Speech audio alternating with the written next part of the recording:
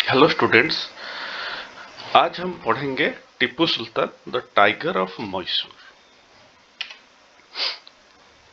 Mysore had grown the strength under the leadership of Hyder Ali, who ruled for the period 1761 to 1782। ये सब death Aurangzeb के death होने के बाद मैसूर भी उसका अथॉरिटी क्लेम कर लिया, ऑटोनॉमी क्लेम कर लिया।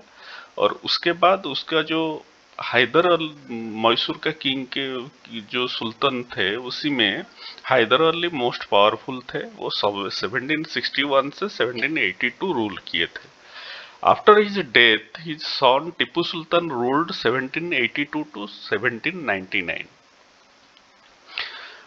टिप्पू सुल्तान रूल किए थे 1782 टू 1799। और इनके साथ क्यों ब्रिटिश लोग रूल किए, उनका क्या कॉन्फ्लिक्ट ऑफ इंटरेस्ट हुआ? पहला चीज याद रखिए, Mysore controlled the profitable trade of the Malabar coast where company purchased pepper and cardamom. Pepper and cardamom जो मोस्ट इम्पोर्टेंट स्पाइसेस यूरोपियन लोग इधर से परचेज करते थे, वो कहाँ से आता था? मालाबार कोस्ट से आता था, और उसी से वो बिजनेस चलता था। तो उसका क्या हुआ? In 1785 Tipu Sultan stopped export of sandalwood, pepper and cardamom through the ports of his kingdom. उनका किंगडम होके ये सब चीज एक्सपोर्ट होता था, ब्रिटिश लोग एक्सपोर्ट करते थे इंग्लैंड को, ब्रिटेन को। तो टीपू सुल्तान क्या किए, उसको बंद कर दिए। वजह क्या है? वो ड्यूटी टैक्स नहीं दे रहे थे, इसलिए वो बंद कर दिए।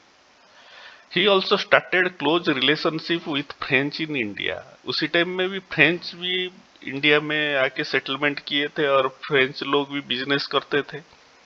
तो फ्रेंच का लोगों का जो दुश्मनी था वो ब्रिटिश लोगों से था। तो टीपू सुल्तान क्या किए, दोस्ती फ्रेंच लोगों के साथ बढ़ाने लगे। Considering Tipu Sultan as ambitious and arrogant, company started war.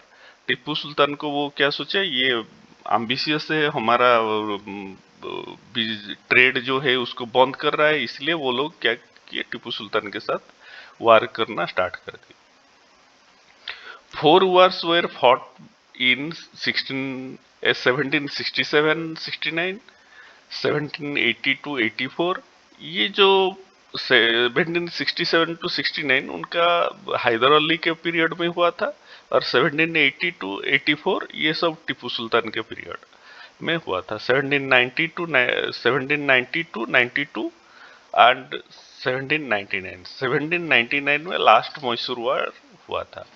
In 1799, Company won a victory and Sultan was killed defending his capital सेरिंगापत्तनम। सेरिंगापत्तम उनका कैपिटल था, जो कि डिफेंड करते हुए 1799 में टीपू सुल्तान का डेथ हुआ।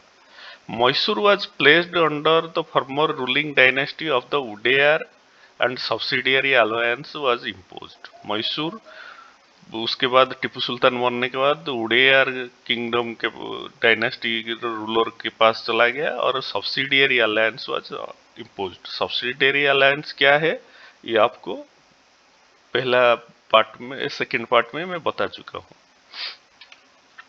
वार विथ मराठाज, उसी टाइम में भी मराठा भी पावरफुल थे। मराठा क्या सोचते थे, वो टोटल हमारा इंडिया को क्या इंडिया को रूल करना चाहते थे। तो क्या हुआ, Marathas dream of ruling from Delhi shattered after the defeat in the third battle of Panipat in 1761। 1761 में एक फॉरेन इन्वेडर अहमद शाह अब्दाली के साथ उनका फाइट हुआ। बैटल ऑफ, आपका किताब में नहीं है, आप हायर क्लास में पढ़ोगे। थर्ड बैटल ऑफ पानीपत में मराठा लोग जब हार गए, तो उनका जो ये था, होप था कि वो दिल्ली से रूल करेंगे, वो खत्म हो गया। देन क्या है, मराठा और यूनाइटेड होके नहीं रहे, वो divided into many states under different chiefs. वो क्या है, सिंधिया, होलकर, गायकवाड़ और भोंसले, ये चारों डिफरेंट डिफरेंट हेड के अंडर में डिफरेंट डिफरेंट स्टेट बन गया। These chiefs formed A confederacy under A Peshwa who became it's effective military and administrative head based in Pune. ये जो डिवाइड हुए थे मराठा चीफ, वो एक पेशवा के अंडर में सब लोग मिलजुल के काम करते थे। ये पेशवा जो है पुणे में रहते थे, उनका पास मिलिट्री और एडमिनिस्ट्रेटिव पावर था।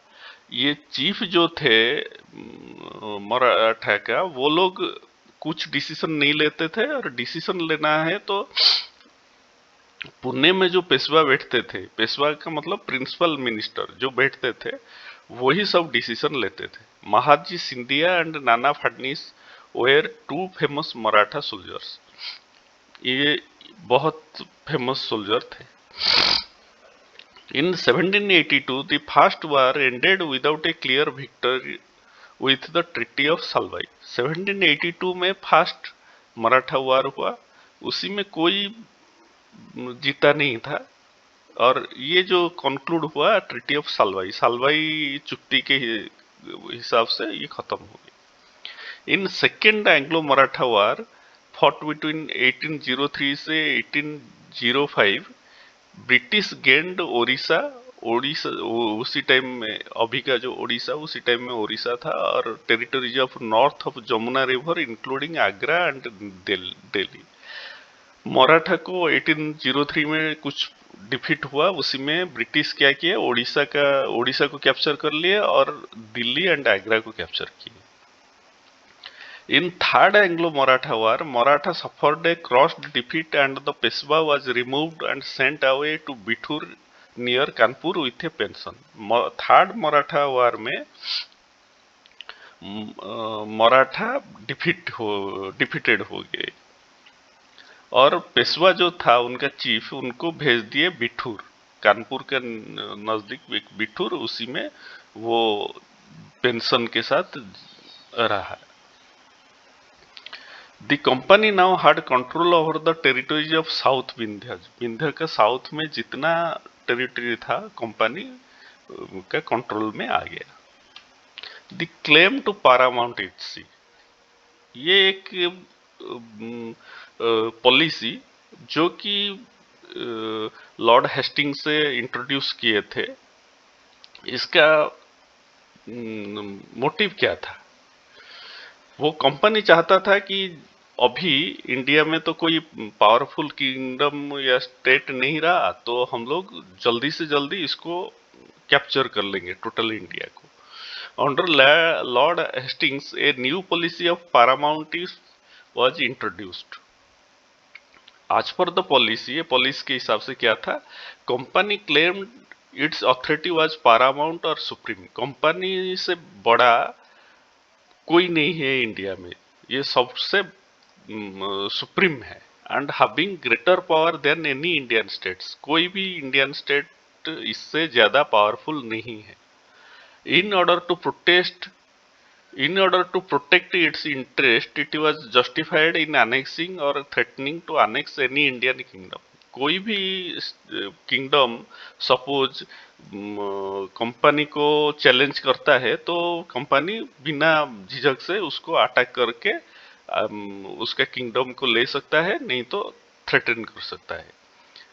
ये जो पॉलिसी है, challenged by Rani Chennamma of Kittur, now Karnataka. Karnataka में किटूर करके एक छोटा सा किंगडम था, उसी में रानी चन्नामा उसका चैलेंज किए और उनके अगेंस्ट में फाइट करना स्टार्ट किए।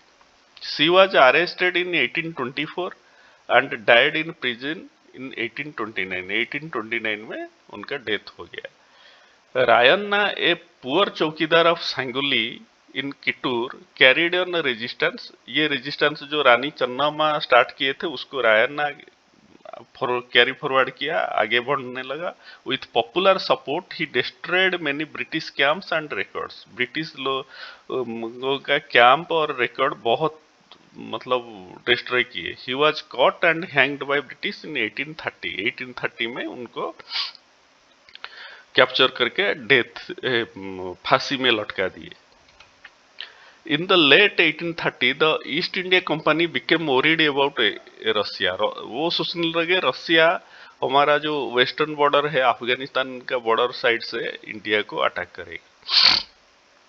To secure their position in India, they fought a prolonged war with Afghanistan. वो सोचे कि अफगानिस्तान को कैप्चर कर लेने से रसिया अंदर नहीं आ पाएगा, तो वो क्या किए, अफगानिस्तान से 1838 टू 1842 तक वार किए and established indirect company rule there. क्योंकि उधर बहुत सारा ट्राइबल पीपुल होते हैं तो वो यूनिफाइड नहीं थे, तो जितना वो कैप्चर किए उस हिसाब से इनडायरेक्ट कंपनी रूल उधर चला है। Sindh was taken over in 1843।